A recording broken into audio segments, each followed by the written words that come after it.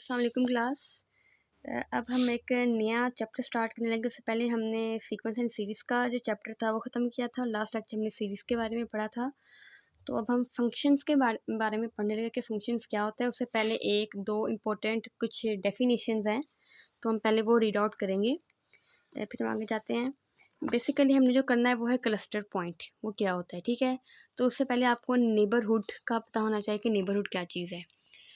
तो नेबरहुड की डेफिनेशन है, दो तरह से इसको डिफाइन कर सकते हैं। एक जो डेफिनेशन है अ सेट एन, ठीक है, नेचुरल नंबर की बात हो रही है, जो कि सबसेट है रियल नंबर्स का। है क्योंकि हम ये रियल एनालिसिस में इस डेफिनेशन को पढ़ रहे हैं, तो इसलिए हम ये सारा जो है रियल लाइन को ही डिस्कस करेंगे। तो इसमें ए सेट है, a set N is a subset of real numbers is set to be a neighbourhood. ठीक है, नेबरहुड को जो मैं इससे डिनोट कर रही हूँ NBHD से। ठीक है, is set to be a neighbourhood of a point P belongs to R। देखिए यहाँ पे जो n है वो एक सेट है जो कि सबसेट है रियल नंबर का, लेकिन एक पॉइंट P है जो कि इस रियल नंबर से बिलोंग कर रहा है। इसने ये नहीं कहा कि वो जो पॉइंट P है वो उस सेट n का एक पॉइंट है, वो उसके बाहर का एक कोई भी पॉइंट हो सकता है। मे बी उसके अंदर हो, मे बी कहीं और से वो पॉइंट हो। ठीक है, वो लेकिन ये कहा गया कि वो जो पॉइंट P है वो रियल नंबर से बिलोंग कर रहा है। इफ़, ठीक है, there exist an open interval AB containing P and contained in N।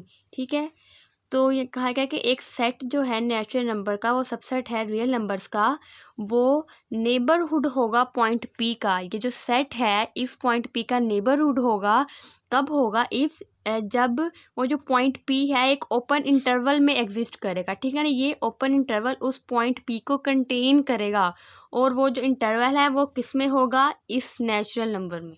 ठीक है, जैसे मैं यहाँ पे आपको ड्रा करके दिखा दूँ। सपोज ये एक मेरे पास सेट है नेचुरल नंबर्स का। ठीक है तो इसमें मैंने एक पॉइंट P लिया है। ठीक है, तो पॉइंट P क्या है? ये इस ओपन इंटरवल AB में, ये जो ओपन इंटरवल है ये इस AB में कंटेन कर रहा है। ठीक है, एग्जिस्ट कर रहा है। जो पॉइंट P है ये इस AB में है। ठीक है ना, AB ये जो इंटरवल है इस पॉइंट P को कंटेन कर रहा है। तो एन इसका नेबरहुड कब होगा? जब ये सेट है इस ये जो ओपन इंटरवल है AB इस नेचुरल नंबर में एग्जिस्ट कर रहा है, तो एन इसका नेबरहुड होगा। तो ये इसकी डेफिनेशन है, या फिर हम एक और डेफिनेशन भी हम कह सकते हैं, a set n is a subset of R is said to be a neighborhood of a point P belongs to R if there exists epsilon greater than 0। यहाँ पे एक नंबर एग्जिस्ट करेगा, आर्बिट्रेरी कोई भी स्मॉल नंबर एग्जिस्ट करेगा greater than 0 such that P minus epsilon and P plus epsilon is a subset of n। Means कि वो जो पॉइंट P होगा उसमें से हम एक आर्बिट्रेरी नंबर माइनस भी करें और ऐड भी करें, तब भी वो जो पॉइंट होगा वो इस नेचुरल नंबर में कंटेन करेगा, तो वो जो n होगा उसका नेबरहुड होगा। ठीक है, अब हम आते हैं क्लस्टर पॉइंट की तरफ।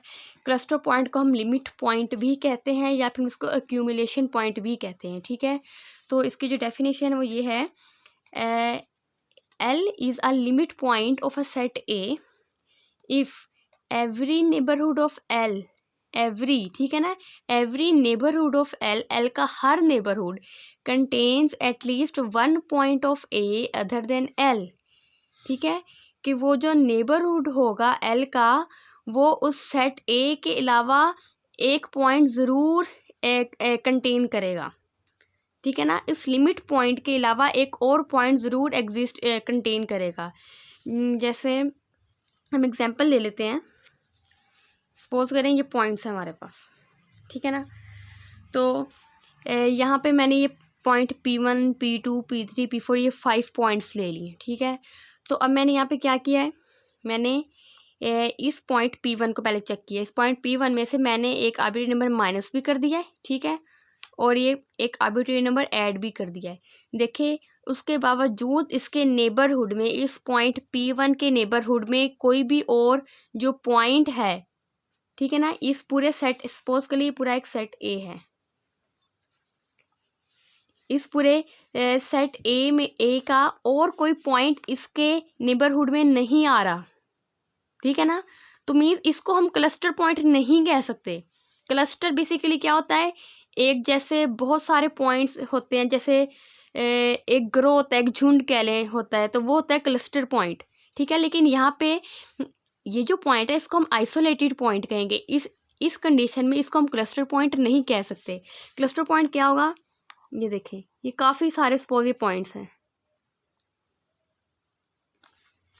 पहले इसको देख लेते हैं। देखें, इसमें ये पॉइंट्स 5 पॉइंट्स थे, इसमें से मैंने एक पॉइंट लिया और इसमें से इसका नेबरहुड चेक किया, उसमें से मैंने माइनस भी कर दिया और एक ऐड भी कर दिया कोई स्मॉल नंबर। और जब मैंने ऐसा किया तो तब इसमें से कोई दूसरा पॉइंट है इसके नेबरहुड में एग्जिस्ट नहीं किया, तो ये क्लस्टर पॉइंट नहीं कह सकते। लेकिन इस कंडीशन में जब हम देखें, इसमें से मैं कोई भी एक पॉइंट अगर चूज़ कर लूँ और उसमें से सपोज मैंने एक पॉइंट चूज़ कर लिया यहाँ पे और उसमें से मैंने p माइनस एप्सिलॉन और p प्लस एप्सिलॉन कर लिया, तो वो जो p इस पूरे सेट A में से p minus epsilon p plus epsilon कोई दूसरे पॉइंट को ज़रूर कंटेन करेगा, क्योंकि ये बहुत सारे क्लस्टर है पॉइंट्स का।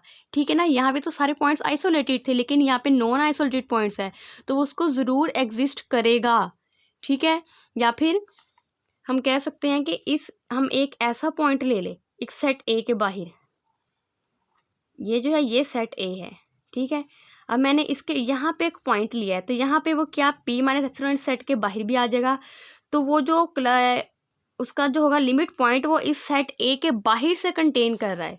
ठीक है ना, तो at least one point of A other than L, तो इस यहाँ पे जो क्लस्टर पॉइंट होगा इस सेट के बाहर से भी हो सकता है, तो ज़रूरी नहीं कि हमारा जो लिमिट पॉइंट है वो इस सेट के अंदर ही हो, इस सेट के बाहर से भी हो सकते हैं। या फिर हम एक और एग्जांपल ले लेते हैं, जैसे ये है, मेरे पास ये काफ़ी सारे पॉइंट्स हैं। ठीक है, एक पॉइंट्स का एक क्लस्टर है, मैंने यहाँ से ये एक पॉइंट लिया, अब इस P1 पॉइंट को मैंने P1 ले लिया। अब मैंने क्या किया, इस P1 पॉइंट में p माइनस एप्सिलॉन भी किया और p प्लस एप्सिलॉन भी किया। ये देखिए यहाँ पे, तो इसमें क्या हुआ, यहाँ पे ये P2 P3 P4 सारे 7 पॉइंट्स हैं, बिल्कुल इकट्ठे हैं, तो ये जो P1 पॉइंट है अपने अलावा और पॉइंट दूसरे जो पॉइंट्स हैं सेट A के वो भी कंटेन करेगा।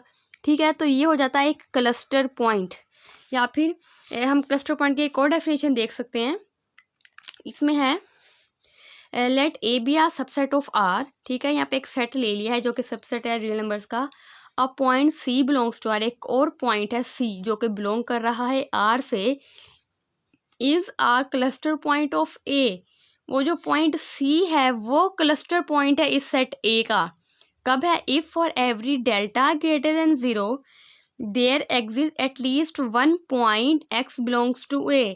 यहाँ पे जो सेट A है वो एटलीस्ट एक पॉइंट ज़रूर कंटेन कर रहा है जो कि x है।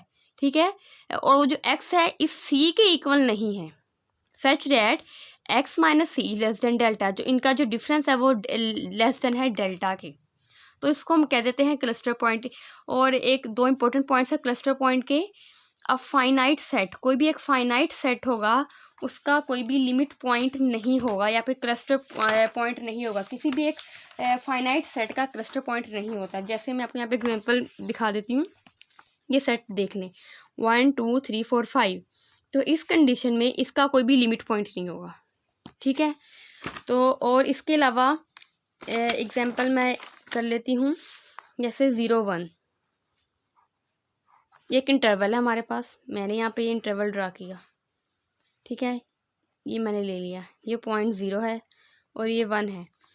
अब इसमें जो होगा इसका जो क्लस्टर पॉइंट है वो पूरा सेट A होगा। सेट A का जो हर पॉइंट होगा 0.0001, इवन के 0.001 भी इस सेट A का क्लस्टर पॉइंट होगा। इस सेट का हर एलिमेंट इसका क्लस्टर पॉइंट होगा। जैसे 0 प्लस एप्सिलॉन भी कह ले और 0 माइनस एप्सिलॉन भी कह ले तो वो उसका क्लस्टर पॉइंट होगा। ठीक है, लेकिन जब इसकी बात करें तो इसका जो है कोई भी लिमिट पॉइंट कह ले नहीं होगा। तो ये बात आ गई कि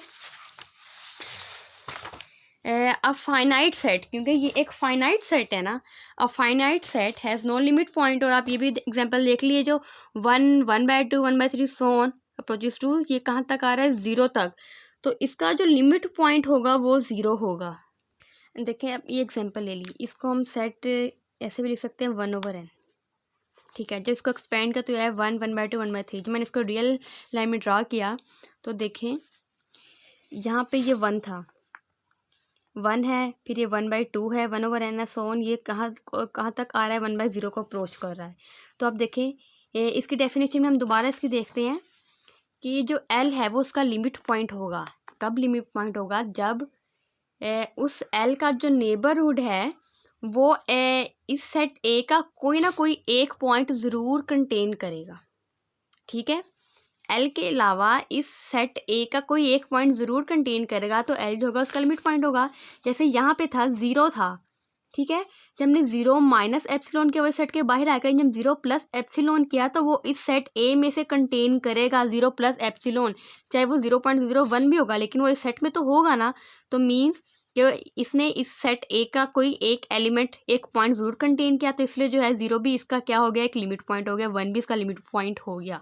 इसी तरह अब देखें, जैसे ये पॉइंट है, अब मैं यहाँ 1 में इसका नेबरहुड अगर चेक करूँ तो 1 माइनस एप्सिलॉन और 1 प्लस एप्सिलॉन होगा। ठीक है, ये चीज़ आ गई। तो जब 1 प्लस एप्सिलॉन करूँगी कोई भी एक आर्बिट्री नंबर, तो मे बी वो 1 प्लस जो भी आ जाए, 1 यहाँ पे 1 माइनस एप्सिलॉन करूँगी और यहाँ पे प्लस, क्योंकि 0 की तरफ यहाँ आ रहा है, 1 माइनस एप्सिलॉन किया और यहाँ पे 1 प्लस एप्सिलॉन किया। तो देखिए जब मैंने माइनस किया तो ये कहाँ तक अप्रोच करेगा, 1 माइनस 1/2 या 1 माइनस 1/3 कोई भी, तो ये 0 तक आएगा। ठीक है ना, ये जो इसका जो पॉइंट आ रहा है माइनस एप्सिलॉन, कोई भी एक स्मॉल आर्बिट्रेरी नंबर माइनस करने के बाद वो कहाँ तक कहाँ अप्रोच कर रहा है, इस 0 को अप्रोच करेगा। तो इसी वजह से इस सेट का कोई ना कोई एक पॉइंट इसमें इसके लिमिट पॉइंट में आ गया, तो हम कह देंगे मीन्स के एप्सिलॉन हम कोई भी एक नंबर ले लें। जैसे मैं यहाँ पे अगर 0.1 ले लूँ तो मेरे पास ये क्या आ जाएगा, 0.9 आ जाएगा। ठीक है, अगर मैं एप्सिलॉन कोई एक और नंबर ले लूँ 0.001, तो मे बी यहाँ पे 0.009 आ जाए। तो मीन्स कि मैं कोई भी नंबर ले लूँ वो 0 तक ही आएगा, 0 को ही अप्रोच करेगा। मे बी वो 1/10 आ जाए, ठीक है ना, 1 माइनस एप्सिलॉन करने के बाद 1/10 आ जाए, तो मीन्स कि वो 0 को अप्रोच करेगा। मैं कोई भी नंबर ऐड कर लूँ, मैं माइनस कर लूँ, ठीक है ना, कोई भी नंबर मैं माइनस करूँगी वो 0 तक ही अप्रोच करेगा। तो इसी वजह से मैंने कह दिया कि जो 0 है वो इसका क्या है, लिमिट पॉइंट है। तो ये होगी लिमिट पॉइंट की डेफिनेशन। आगे इसके 2 इम्पोर्टेंट पॉइंट्स हैं, और लिमिट पॉइंट का क्या है, limit point may or may not belong to a set. ज़रूरी नहीं कि वो जो लिमिट पॉइंट है उस सेट से बिलोंग करे। जैसे अभी ये मैंने एग्जांपल जो कराई है 0 था इसमें, अब 0 इस सेट में तो नहीं था लेकिन अप्रोच कर रहा था, तो 0 इस सेट से बिलोंग नहीं कर रहा था, इसलिए आ गया limit point may or may not belong to a set. तो इसके बाद आगे आ जाता है लिमिट ऑफ अ फंक्शन। इसकी हम डेफिनेशन देख लेते हैं। कहा गया है, आपने पहले भी इसकी की हुई है डेफिनेशन, ए जो है वो सबसेट है रियल नंबर का, let C be a cluster point of A. हमने यहाँ पे एक क्लस्टर पॉइंट के लिए यहाँ से डेफिनेशन ले लिया, सी जो है वो उस पॉइंट ए का एक क्लस्टर पॉइंट है। अब यहाँ से for a function F A to R a real number L is said to be a limit of F at C. ठीक है, जो रियल नंबर एक एल है वो इस फंक्शन की इस पॉइंट सी पे लिमिट होगी। कब होगी, if given any epsilon greater than 0 there exist delta greater than 0 such that if X belongs to A. ठीक है ना, एक्स जो है वो बिलोंग करेगा ए से, एंड ये कंडीशन आ जाए 0 is less than x minus C less than delta. ठीक है ना, एक्स जो पॉइंट है वो ए से बिलोंग कर रहा है और वो उस पॉइंट सी से क्या है माइनस करें तो वो लेस देन डेल्टा आ जाएगा, तो इसकी लिमिट एग्जिस्ट रहेगी। Then F of x minus L क्या होगा, लेस देन एप्सिलॉन। ये हमारे पास definitely limit of a function. तो आगे हम एक इम्पोर्टेंट एक थ्योरम करने लगे हैं, ये इसकी स्टेटमेंट भी बहुत इंपॉर्टेंट है, जो कि sequential criteria for limits, sequential criteria for limits. और ये हमें क्या कहता है, हमने लेट किया फंक्शन एफ सेट ए ले लिया to real numbers and let C be a cluster point of A. ठीक है, अगर ये कंडीशन आए तो then the following are equivalent. तो ये 2 कंडीशन इक्विवेलेंट हो गई। कैसे, मीन्स एक कोई भी फंक्शन है, जब एक्स अप्रोच करेगा सी को, फंक्शन एफ की जो लिमिट होगी वो एल होगी। अगर तो किसी भी फंक्शन की जो लिमिट एल है तो फिर सेकंड क्या है, ये इसके इक्विवेलेंट होगा। तो कोई भी एक सीक्वेंस होगा x n, a set A का कोई भी सीक्वेंस होगा जो कि कन्वर्ज करेगा सी को। ठीक है, और उस सीक्वेंस एक्स एन के करस्पॉन्डिंग एक फंक्शन होगा एफ ऑफ एक्स एन जो कि कन्वर्ज करेगा एल को। ठीक है ना, और क्या कंडीशन होगी, एक्स एन जो है वो सी के इक्वल नहीं होगा। ठीक है ना, अप्रोच कर रहा है सी को, कन्वर्ज कर रहा है लेकिन इक्वल नहीं है। तो जब एक्स एन कन्वर्ज करेगा सी को तो उसके करस्पॉन्डिंग एक फंक्शन होगा एफ ऑफ एक्स एन जो कि कन्वर्ज करेगा एल को। तो ये है सीक्वेंशियल क्राइटेरियन फॉर लिमिट्स। इसका हम प्रूफ देख रहे थे। इसमें होता है कि 1 इम्प्लाइज 2 हम करेंगे एंड 2 इम्प्लाइज 1 करेंगे। तो इसमें 1 इम्प्लाइज 2 क्या आ जाता है, ज्यूम किया जो हमें दिया गया है limit x approaches to c f of x equal to l ले लिया एंड लेट, और हमने क्या लेट किया, ये जो for every sequence X N in A लिखा है तो हमने यही लिख लिया कि एक्स एन जो है इज अ सबसेट ऑफ ए। ये जो स्टेटमेंट्स में चीज़ें बताएंगे बस इसी को हमने लिख लिया है। तो एक्स एन जो है वो कन्वर्ट कर रहा है सी को and X N is not equal to C. तो हमने क्या शो करना है कि जो एफ ऑफ एक्स एन है वो कन्वर्ट कर रहा है एल को। ये सारी बातें जो यहाँ पे बताई गई तो हमने इतना लिख लिया। हमने क्या किया, हमने लेट किया एप्सिलॉन जो है वो ग्रेटर देन 0 है। ठीक है, जब ग्रेटर देन 0 तो सारी बात है limit x approaches to F of is equal to l, ये हमें गिवन था, हमने ये लिख लिया। Then there exist delta greater than 0। ठीक है, ग्रेटर देन 0 सच डेट को हम ऐसे लिख सकते हैं f of x minus l less than epsilon whenever क्या होगा 0 is less than x minus C less than delta. ये कंडीशन आ गई। और जब एप्सिलॉन ग्रेटर देन 0 होगा तो ये कंडीशन होगी। फिर हमने किया एक और नंबर ले लिया फॉर डेल्टा ग्रेटर देन 0। तो यहाँ पे क्या होगा, एक नंबर एग्जिस्ट करेगा के जो कि नेचुरल नंबर से बिलोंग करेगा और क्या होगा such that X N minus C is less than delta. ठीक है ना, एक्स एन जब सी को अप्रोच कर रहा था तो उसके लिए हमने एक नंबर डेल्टा ले लिया और हमने कहा कि एक्स एन माइनस सी जो है इज लेस देन डेल्टा है। ठीक है, for all N is greater and equal to K. और सिंस ये जो कंडीशन हमारे पास 0 is less than x N minus less than delta है for all N is greater and equal to K. So जब ये कंडीशन आ गई तो by definition of continuous function, continuity की डेफिनेशन के थ्रू हम ये लिख सकते हैं, ये कंटिन्यूटी की डेफिनेशन ही यहाँ पे अप्लाई हो रही है। तो F of x N minus l is less than epsilon for all N is greater and equal to k. यहाँ पे लिख देते हैं, sorry, continuity convergent sequence since by definition of convergent sequence. ठीक है, कन्वर्जेंट सीक्वेंस की definition हमने जब यहाँ पे अप्लाई की तो इस डेफिनेशन के थ्रू हम ऐसे लिख सकते हैं, अगर x N minus e less than delta है तो F of x N minus l less than epsilon होगा। तो it means f of x n जो है वो कन्वर्ज कर रहा है एल को। ठीक है, इसके स्टेटमेंट वैसे इंपॉर्टेंट है, आपने ये जो कंडीशंस बताई है वो आपने दफ़ा देख लेनी है कि अगर एक फंक्शन है वो इक्वल टू एल है, एल को अप्रोच कर रहा है, और एक सीक्वेंस जो है एक्स एन सेट ए का वो सी को कन्वर्ट कर रहा है तो उसके करस्पॉन्डिंग एक फंक्शन होगा एफ ऑफ एक्स एन जो कि कन्वर्ट करेगा एल को, हमने ये बताना। तो अब हमने क्या करना है कि हमने 2 इम्प्लाइज 1 करना है। ये जो प्रूफ होगा ये होगा कंट्रा पॉजिटिव। ठीक है, इसका उलट। तो इसमें हमने क्या करना है कि हमने लेट कर लिया कि जो लिमिट है ये नॉट इक्वल टू एल है, क्योंकि पहले हमें दिया गया था इक्वल टू एल है तो हम यहाँ पे कह दिए is not equal to l. तो यहाँ पे एक कौन नंबर एग्जिस्ट करेगा, पहले हमने एप्सिलॉन लिया तब हमने एप्सिलॉन नॉट ले लिया ग्रेटर देन 0। फिर कह दिया सच डेट फॉर एवरी, हमने डेल्टा ग्रेटर देन 0 लिया था, डेल्टा कोई भी एक स्मॉल नंबर था तो हमने यहाँ पे डेल्टा की जगह 1/n ले लिया, एक ही चीज़ है 1/n ले लिया greater than 0। There exist x N belongs to A such that 0 is less than x N minus C is less than 1/n। जैसे यहाँ पे ये चीज़ दी गई थी, ठीक है ना, 0 is less than x N minus c is less than delta थी, तो यहाँ पे डेल्टा की जगह हमने क्या ले लिया है 1/n ले लिया है। ओके, बट जब ये कंडीशन आ गई is not equal to l तो हम यहाँ से कैसे लिख सकते हैं, f of x N minus l is greater and equal to epsilon not. ठीक है, तो हमारे पास ये कंडीशन आ रही है एक, जब ये चीज़ इस तरह है तो इससे हम ये इम्प्लाई कर सकते हैं कि एफ ऑफ एक्स एन जो है यहाँ पे कन्वर्जेंट सीक्वेंस की हमने डेफिनेशन अप्लाई की तो वो अप्लाई नहीं हुई, greater and equal to epsilon आ गया। ठीक है, तो एक्स एन माइनस सी जो है इज़ लेस देन, ये हमने ये चीज़ लिख दी 1/n अप्रोचेस टू 0। ये जो चीज़ है ये 0 को अप्रोच करेगी, कब अप्रोच करेगी, जब ये जो n है इन्फिनिटी को अप्रोच करेगा। सारी बात है, जब n इन्फिनिटी को अप्रोच करेगा तो समथिंग ओवर इन्फिनिटी जो है वो किसके इक्वल आ जाता है 0 को। ठीक है, तो ये क्या आ गया, ये 0 को अप्रोच करेगा, तो ये 0 को अप्रोच करेगा, इट मीन्स हम निकाल सकते हैं कंक्लूजन कि एक्स एन जो है वो सी को कन्वर्ज करेगा। ठीक है, तो इस चीज़ से हमने क्या चीज़ इम्प्लाई कर दी कि एक्स एन जो है वो सी को कन्वर्ज करेगा, लेकिन ये जो चीज़ है इससे हम क्या हमने कंक्लूजन निकाला है कि जो एफ ऑफ एक्स एन है ये इसकी जो लिमिट है वो एल नहीं है, वो एल को कन्वर्ज नहीं कर रहा, तो हमने कंट्रा पॉजिटिव का प्रूफ कर लिया। तो बेसिकली ये हमारे पास था सीक्वेंशियल क्राइटेरियन फॉर लिमिट्स। हमने इससे पहले 1-2-3 डेफिनेशंस की हैं नेबरहुड की, इसलिए किया था कि हम क्लस्टर पॉइंट को समझ सके। क्लस्टर पॉइंट को कर लिया, क्लस्टर पॉइंट या लिमिट पॉइंट के हमने 2 इंपॉर्टेंट पॉइंट्स पढ़े हैं। फिर हमने लिमिट ऑफ अ फंक्शन की डेफिनेशन की है और फिर हमने सीक्वेंशियल क्राइटेरियन फॉर लिमिट्स किया है।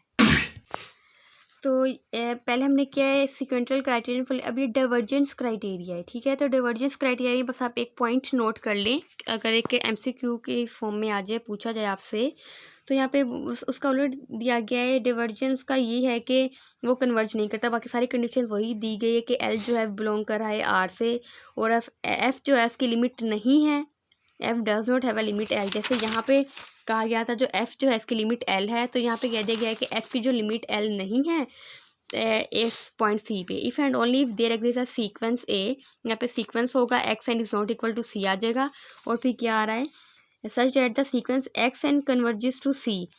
इसे यह कि एक्स एन जो है वह सी को तो कन्वर्ज कर रहा है, लेकिन जब एफ़ की लिमिट एल नहीं है तो हम कहेंगे एफ ऑफ एक्स एन जो है वो एल को कन्वर्ज नहीं करेगा। जैसे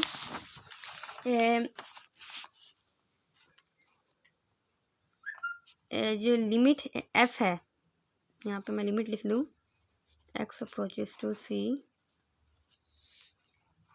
ठीक है, एफ ये क्या कर रहा है, ये एल को कन्वर्ज नहीं कर रहा, और एक्स एन जो है is not equal to c है, मीन्स के एक्स एन जो है वो कन्वर्ज कर रहा है सी को। तो ये जो फंक्शन है एफ ऑफ एक्स एन, ठीक है, ये भी कन्वर्ज नहीं करेगा एल को। तो ये आ जाता है हमारे पास डाइवर्जेंस क्राइटेरिया। तो आपने ये पढ़ लेना है for MCQs point of view. अब ये सीक्वेंशियल क्राइटेरियन फॉर कंटिन्यूटी, ये कंटिन्यूटी की आगे है। सीक्वेंशियल क्राइटेरिया फॉर कंटिन्यूटी क्या है, a function F A to R is continuous at a point c, ठीक है, if and only if for every sequence in A that converges to C, the sequence f of xn converges to f of C। ये इससे पहले हम continuity की definition देख लेते हैं, वो क्या है। इसकी डेफिनेशन आप मेरे ख्याल से कर चुके हैं, लेकिन कंटिन्यूटी सीक्वेंस अभी कंटिन्यूटी फंक्शन के लिहाज से हम इसकी डेफिनेशन कर रहे हैं, ठीक है ना, फंक्शन के लिहाज से। तो कह रहे हैं कि एक फंक्शन है A to R and let C belongs to A, C जो है वो ए से बिलोंग कर रहा है। We say that F is continuous at C, ठीक है, जो फंक्शन है वो कंटिन्यूअस है इस पॉइंट सी पे, और वो सी ए से बिलोंग कर रहा है। कब है, if given any number epsilon greater than 0 there exist delta greater than 0 such that if x is any point of A satisfying x minus C less than delta. अगर तो एक्स जो है वो ए का कोई भी पॉइंट है और सी बिलोंग कर रहा है ए से, और ये कंडीशन सेटिस्फाई हो जाए एक्स माइनस सी लेस देन डेल्टा, तो F of x minus F of C क्या होगा, लेस देन होगा एप्सिलॉन, ठीक है। ये कंटिन्यूस फंक्शन की डेफिनेशन आ जाती है। या फिर कह देते हैं if F fails to be continuous at C then we say that F is discontinuous at C. तो सीक्वेंशियल क्राइटेरियन फॉर कंटिन्यूटी यही है, a function is continuous at a point c, ठीक है, फंक्शन पॉइंट सी पे continuous कब होगा, if and only if for every sequence X N in A, ठीक है, एक कोई भी सीक्वेंस है A in A that converges to C, ठीक है ना, ऐसे आ रहा है कि X N converges to C then the sequence F of x N converges to F of C. अगर ये कंडीशन हो जाए तो ये कंडीशन सेटिस्फाई होगी। ये हमारे पास सीक्वेंशियल क्राइटेरियन फॉर कंटिन्यूटी।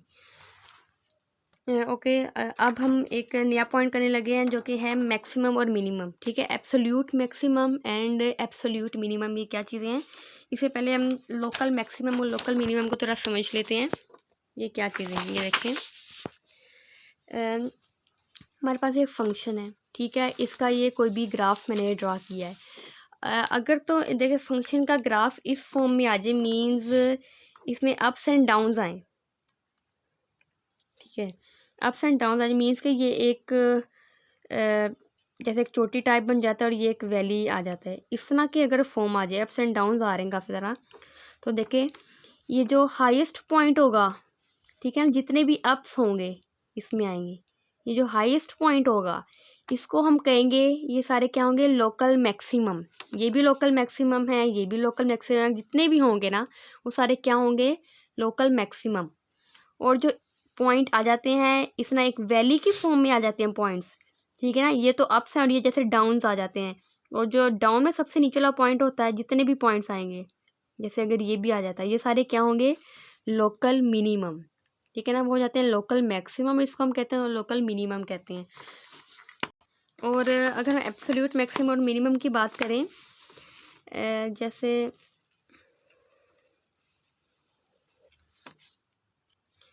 ये जो पॉइंट है,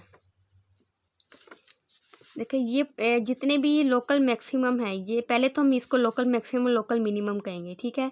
लेकिन इन सारे लोकल मैक्सिमम में जो सबसे हाईएस्ट पॉइंट है, ये सबसे मतलब कि ये जो पॉइंट है ये इससे लो है, अगर हम इनका कंपैरिजन करें तो ये पॉइंट लो है इससे, ठीक है।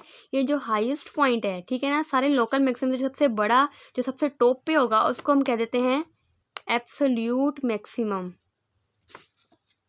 ठीक है ना। तो ये एब्सोल्यूट मैक्सिमम होता है।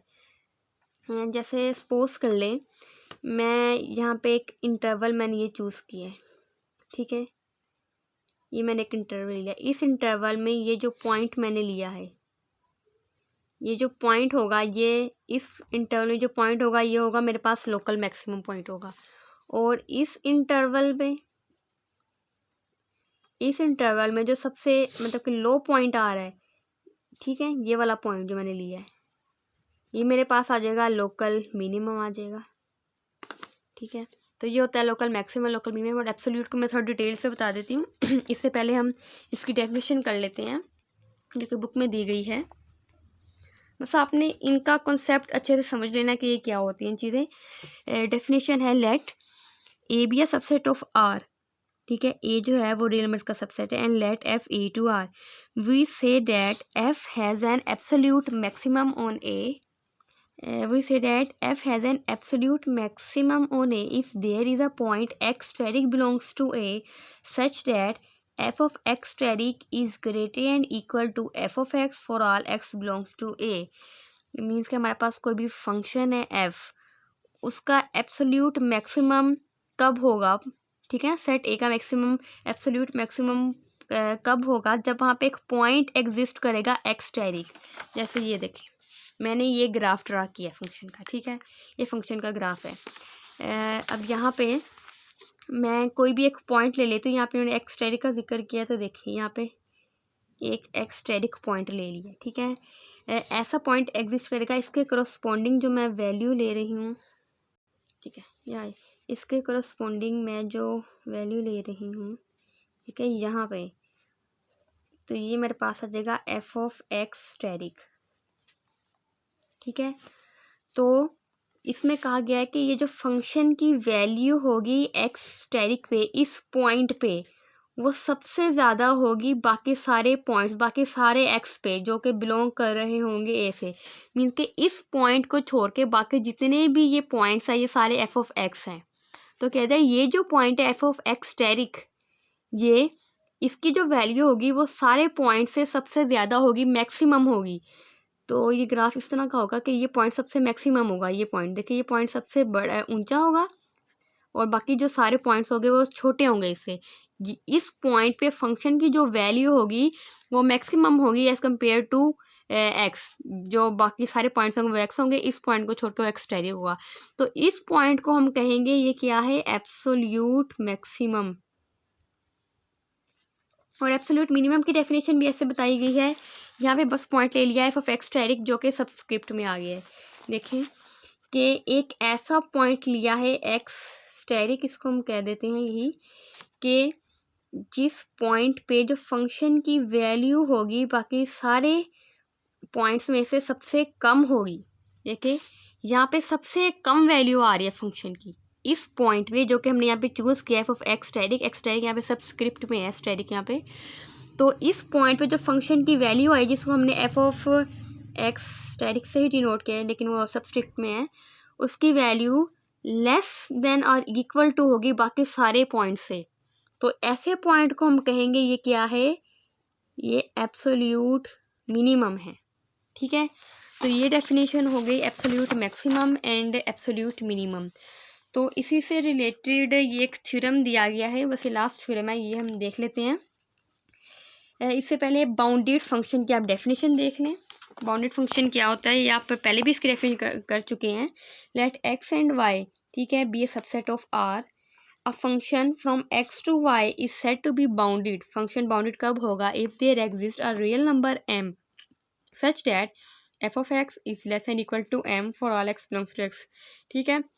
तो बाउंडेड फंक्शन की आप पहले आप बाउंडेड फंक्शन की डेफिनेशन तो खैर नहीं की, बाउंडेड सीक्वेंस की डेफिनेशन की है, लेकिन ये सेम सीक्वेंस की ही तरह इसकी डेफिनेशन, बस यहाँ पे पहले वहाँ सीक्वेंस है, यहाँ पे फंक्शन आ गया। और बाउंडेड वो होता है कि जिसका अपर बाउंड और लोअर बाउंड एग्जिस्ट करे तो वो बाउंडेड होता है, इस तरह की कंडीशन आ जाती है, ठीक है।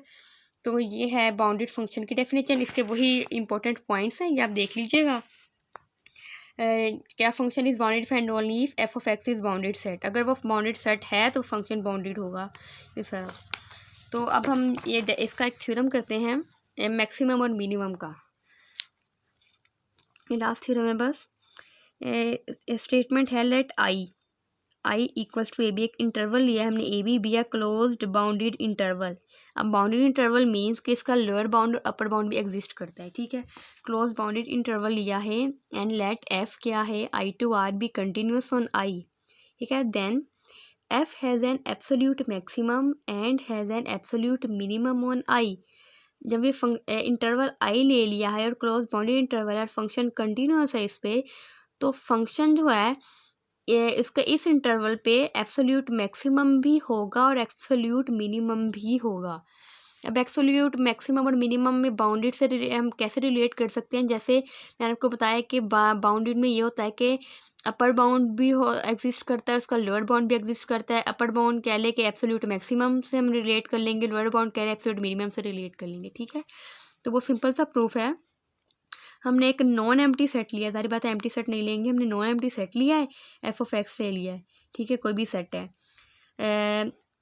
फिर हमने क्या किया, यहाँ पे हमने लेट कर लिया है एस्टेरिक, ठीक है। वो क्या है, एस्टेरिक जो है उसको हमने सुप्रीमम से डिनोट कर दिया। एस जो ऊपर उसकी पावर में एस्टेरिक है ना, उसको हमने कह दिया है वो है सुप्रीमम है ऑफ एफ आई, फंक्शन का सुप्रीमम। और ये जो एस्टेरिक जो सबस्क्रिप्ट में, इसको हमने कह दिया ये क्या है, इन्फीमम है।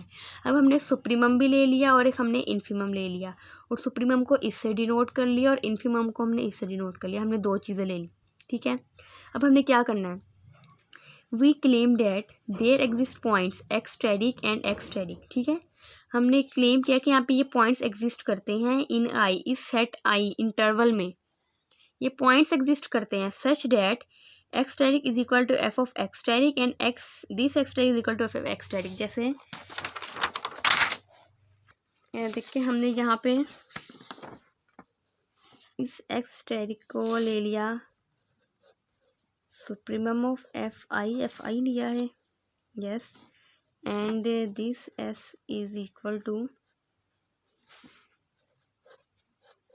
इन्फीमम ऑफ एफ आई, ठीक है। हमने ये दो चीज़ें ले ली, कंसीडर कर ली। वो किस इंटरवल में, ये जो इंटरवल है, सॉरी एफ आई, इंटरवल क्या है हमारे पास, ए बी, तो मीन्स कि ये इसका सुप्रीमम भी है इस इंटरवल में और एक इन्फीमम भी है। अब हमने ये अब देखिए यहाँ से ये इस लाइन को देखिए, since asterisk is equal to this, हमने एस को इसलिए लिया है if n belongs to N, ठीक है। एक एन हमने नंबर लिया, नेचुरल आर्बिट्रेरी नंबर ले लिया जो कि नेचुरल सेट से बिलोंग कर रहा है, ठीक है, नेचुरल नंबर से। तो then the number asterisk -1/n is not an upper bound of the set. देखें asterisk is equal to supremum का मतलब है, सुप्रीमम क्या होता है, लीस्ट अपर बाउंड के, उसका जो सबसे अपर बाउंड होता है उसको हमने एस्टेरिक से कह दिया। लेकिन जब हमने एक नंबर ले लिया n, ठीक है, नेचुरल नंबर से, और उसमें से हमने क्या किया, ये माइनस कर दिया, ठीक है। तो एस्टेरिक सबसे बड़ा नंबर था एक सेट में, और उस सबसे बड़े नंबर से हमने कोई चीज़ एक नंबर माइनस कर दिया, तो जाहिर बात है अगर ये अपर बाउंड था, ठीक है, तो अब तो ये अपर बाउंड नहीं रहा, तो मीन्स कि अब ये सुप्रीमम नहीं रहा, इसका मतलब ये है। तो ये कहा गया है then the number asterisk -1/n is not an upper bound of the set F I, ठीक है, वही चीज़। Consequently there exist a number X N, तो यहाँ पे एक नंबर एग्जिस्ट करेगा X N belongs to I such that अब देखें तो क्या कंडीशन आ जाएगी कि एक्स स्टेरिक -1/n। जाहिर बात है अब ये नंबर इस नंबर से छोटा आ गया है, ठीक है। तो ये किससे लेस हो जाएगा, इस सॉरी दोबारा रिपीट कर देती हूँ। ये जो नंबर है ये इससे छोटा आ गया है ना, ये अपर बाउंड था, जब अपर बाउंड से हमने कोई चीज़ माइनस की, सारी बात है ये इससे छोटा हो गया, तो ये जो चीज़ है माइनस इससे हो गया, और ये चीज़ जब ये इससे लेस है तो ये हम फंक्शन से इस ना भी इसको लिख सकते हैं लेस है, ठीक है। हमने ये चीज़ ऐसे बना ली, तो यहाँ पे ये चीज़ लिख दिया for all n belongs to n। अब कहाँ गया, सिंस i इज़ बाउंडेड, सारी बात है हमने स्टार्टिंग में कह दिया बाउंडेड है, तो भी तो हमने इसमें सुप्रीम और इन्फिमम ले लिया है। Then the sequence x is equal to x N is bounded. अगर तो i बाउंडेड है, जो हम सीक्वेंस ले रहे हैं एक्स एन, ये भी बाउंडेड है, ठीक है ना। और ये हमने एक्स एन किस में से लिया है, इस इंटरवल में से ही एक नंबर लिया है, वो एक सीक्वेंस लिया है। जैसे हम कह लें एक इंटरवल है, हमने 1 से 6 तक एक इंटरवल लिया है, इसमें से हम एक सीक्वेंस ले रहे हैं 2 से 3 कर ले सपोज, तो जाहिर बात है ये भी बाउंडेड ही होगा, इसका भी अपर बाउंड और लोअर बाउंड एग्जिस्ट करेगा, इस इंटरवल में से ही हमने एक सीक्वेंस लिया है, तो उसका भी क्या कहते हैं, वो भी बाउंडेड ही होगा। Therefore by the Bolzano Weierstrass theorem. अब बोल्स-ज़ानोव-स्ट्रेस थ्योरम क्या कहता था, ये देखें, ये कहता था a bounded sequence of real numbers, ठीक है ना। अभी ये बाउंडेड सीक्वेंस की बात हम कर रहे हैं, हैज़ अ कन्वर्जेंट सब सीक्वेंस। अब यहाँ पे बाउंडेड सीक्वेंस तो आ गया है रियल नंबर्स का, तो इस थ्योरम के थ्रू हम कह देंगे इसका जो है कन्वर्जेंट सब सीक्वेंस है, और उस सब सीक्वेंस को हमने एक्स डैश से डिनोट कर दिया है, ठीक है। अब हमने कह दिया कि जो एक्स डैश है एक सब सीक्वेंस है, और वो किसके इक्वल हमने लिखा है, एक्स एन था ना, तो इसका सब सीक्वेंस ले लिया है एक्स एन आर। इसका हमने एक कन्वर्जेंट सब सीक्वेंस लिया है बाय बोल्स-ज़ानोव-स्ट्रेस थ्योरम। अब क्या किया, that converges to the same number X asterisk, ठीक है।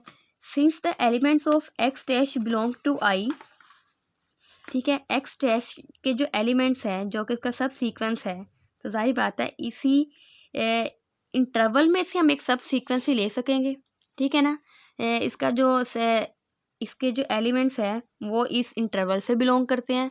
देन फ्रॉम थ्योरम 3.2.6, और किस थ्योरम की बात हो रही है, ये देखें, जब हमने यहाँ पे कह दिया ये जो एक्स डैश है, मैं आपको यहाँ पे लिख के दिखा देती हूँ।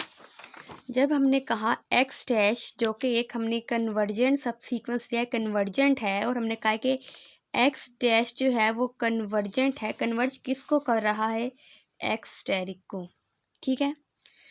तो ये कन्वर्ज एक्स स्टेरिक को कर रहा है, तो एक्स स्टेरिक जो है वो किसको बिलोंग करेगा, वो इसी इंटरवल में से ही बिलोंग करेगा, जाहिर बात है। जब ये जो सीक्वेंस है ये भी इस इंटरवल आई से बिलोंग कर रहा है, हर चीज़ इस इंटरवल के अंदर है, तो जब वो एक इसका जो सब सीक्वेंस है वो किसी नंबर को कन्वर्ज कर रहा है, तो वो जो नंबर है वो भी उसी इंटरवल में से ही बिलोंग करेगा, ठीक है ना। तो यहाँ पे ये चीज़ लिख दी that X asterisk belongs to I, therefore F is continuous at X asterisk, तो एफ जो है वो कंटिन्यूस होगा, so that limit F of x N R is equal to F of x asterisk since it follows from 1। Okay, यहाँ से एक point देखिए, हमने सीक्वेंशियल क्राइटेरियन फॉर कंटिन्यूटी जो पढ़ा है उसमें ये कहा गया था कि जो सीक्वेंस है अगर वो सी को कन्वर्ज कर रहा है, ठीक है, तो जो function f of x n है वो भी कन्वर्ज करेगा इसको, ठीक है। तो अब यहाँ पे यही चीज़ है कि जो एक्स डैश है ये कन्वर्ज कर रहा है एक्स स्टेरिक को, तो एक्स स्टेरिक किसके इक्वल है यहाँ पे, एक्स एन आर के, ये कन्वर्ज कर रहा है एक्स स्टेरिक को, तो फंक्शन एक्स एन आर जो है ये भी कन्वर्ज करेगा इस चीज़ को, ठीक है। तो यहाँ पे आता है लिमिट, इसकी जो लिमिट होती है ये, तो यहाँ पे भी लिमिट आ जाएगी। ये था सीक्वेंशियल क्राइटेरियन फॉर कंटिन्यूटी, तो हमने यहाँ पे वही चीज़ अप्लाई किया है, तो इसलिए हमने यहाँ पे लिख दिया है f of x N R is equal to F of x asterisk. Okay, तो सिंस इट फॉलोज फ्रॉम 1, जो हमने क्वेश्चन नंबर 1 यहाँ पे लिखी थी कि एक्स स्टेरिक, ये चीज़ आपको याद होगी मैंने लिखी थी, जैसे ये थी ये चीज़, तो इसी इक्वेशन को हमने दोबारा से लिया है। We conclude from the squeeze theorem that limit f of x and r is equal to x asterisk. तो देखें यहाँ पे स्क्वीज थ्योरम जो हम आपने सैंडविच थ्योरम किया है उससे हम क्या हमने अगर ये चीज़ लिखी, लिमिट इस फंक्शन की लिमिट ले रहे हैं, वो किसके इक्वल आई है, हमने लिखी है एस्टेरिक के इक्वल। तो हम यहाँ से क्या कंक्लूड कर सकते हैं, ये देखें, हम यहाँ से स्टार्ट करते हैं। हमने लिखा था कि जो लिमिट है f of x and r, ठीक है, ये किसके इक्वल है, f ऑफ x स्टेरिक के इक्वल। और हमारे पास ये जो टर्म है 1/n/r is less than f of x and r is less and equal to s asterisk. और हमने अगर कह दिया कि इस फंक्शन की जो लिमिट है, ठीक है, f of x and r ये किसके इक्वल है, s स्टेरिक के इक्वल। और ये फंक्शन किसके इक्वल था, f x स्टेरिक के इक्वल थे। तो देखें f of x asterisk equal to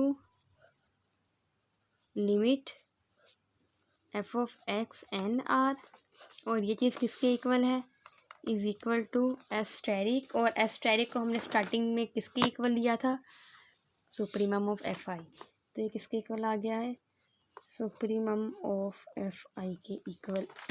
ठीक है, तो इससे हमने क्या कंक्लूड किया कि ये जो x स्टेरिक है, ठीक है, x स्टेरिक क्या है, वो एब्सोल्यूट मैक्सिमम पॉइंट है f का ऑन इंटरवल i। ये हर चीज़ एक दूसरे की इक्वल आ गई है, तो हमने कह दिया कि जो x स्टेरिक है, जो कि वो भी एक इंटरवल i से ही हमने यहाँ पे कह दिया कि बिलोंग कर रहा है, तो वो क्या है, एब्सोल्यूट मैक्सिमम पॉइंट है, क्योंकि ये सुप्रीमम है। और सुप्रीमम में लीस्ट अपर बाउंड जो होता है, जो सुप्रीमम जो सबसे बड़ा पॉइंट होता है अपर बाउंड, ठीक है, तो सुप्रीमम वो है एस्टेरिक। और तो हम कह देंगे कि x स्टेरिक जो है वो एब्सोल्यूट मैक्सिमम पॉइंट। इसी तरह हम एब्सोल्यूट मिनिमम पॉइंट के भी इसका प्रूफ कर सकते हैं। उसमें क्या यहाँ पे सारे ऊपर है, तो यहाँ पे सबस्क्रिप्ट में इसका जो आ जाएगा x स्टेरिक में आ जाएगा f ऑफ x स्टेरिक, वो हर चीज़ एक दूसरे के इक्वल आ जाएगी। और एंड में क्या आ जाएगा, इन्फिमम ऑफ fi। आप देखिए इस थ्योरम को करने का मकसद ये था कि इसमें आप देखें काफ़ी सारी चीज़ें जो हैं एक साथ हमने उनका इस्तेमाल किया है, हमें काफ़ी सारी चीज़ें यूज़ करने को मिली। सबसे पहले मैक्सिमम और मिनिमम थ्योरम, आपने इसकी स्टेटमेंट तो पहले लाजमी याद कर लेनी है। इसके प्रूफ में आपने क्या चीज़ें की हैं, आपको पहले एब्सोल्यूट मैक्सिमम और एब्सोल्यूट मिनिमम इसका पता होना चाहिए था, ठीक है, उसके हमने डेफिनेशन कर ली। फिर उसके बाद आपको बाउंडेड फंक्शन का पता होना चाहिए था इसमें, क्योंकि हमने बाउंडेड फंक्शन की ही डेफिनेशन यूज़ की है। अब जाहिर बात है फंक्शन बाउंडेड था तो ही उसमें सुप्रीमम और इन्फीमम एग्जिस्ट किया, और हमने सुप्रीमम और इन्फीमम ले लिया कि सुप्रीमम किसके इक्वल होगा और इन्फीमम किसके इक्वल होगा, ठीक है, हमने वो पॉइंट्स ले लिए। फिर हमने इसमें बोल्स-ज़ैनोव-विस्ट्रेस थ्योरम, ठीक है, बोल्स-ज़ैनोव-विस्ट्रेस थ्योरम का यूज़ किया कि every bounded function has a convergent सब सीक्वेंस। तो हमने उसका एक सब सीक्वेंस ले लिया, एक्स डैश ले लिया, उसको हमने जिसके इक्वल भी रखा, मेरे ख्याल से एक्स एन, हाँ ये लिख लिया था, ठीक है, इसका हमने कन्वर्जेंट सब सीक्वेंस ले लिया। फिर उसके बाद हमने किस चीज़ का यूज़ किया, हमने इसमें बाउंडेड वो डेफिनेशन यूज़ की है, सीक्वेंटल क्राइटेरियन फॉर कंटिन्यूटी, ठीक है, हमने वो क्राइटेरिया यूज़ किया कि अगर x n approaches to c है तो limit F of x N is approaches to F of x n, हमने ये चीज़ यूज़ की। फिर उसके बाद हमने सैंडविच थ्योरम भी यूज़ किया, ठीक है, ये सारी चीज़ें, इतनी सारी चीज़ें, इन सब का यूज़ हमने इस थ्योरम में किया है। तो अगर हमें इन सारी चीज़ों का पता होगा तब भी हम ये थ्योरम ये क्या कहते हैं, इसको प्रूफ कर सकेंगे या इसकी समझ आएगी। तो बेसिकली इसको करने का मकसद ये था कि आप ये सारी चीज़ें कर लें। इसमें इन चीज़ों का जो यूज़ है वो कैसे यूज़ होता है, इन चीज़ों का यूज़ बताया गया है बेसिकली इस थ्योरम में, मैक्सिमम और मिनिमम थ्योरम।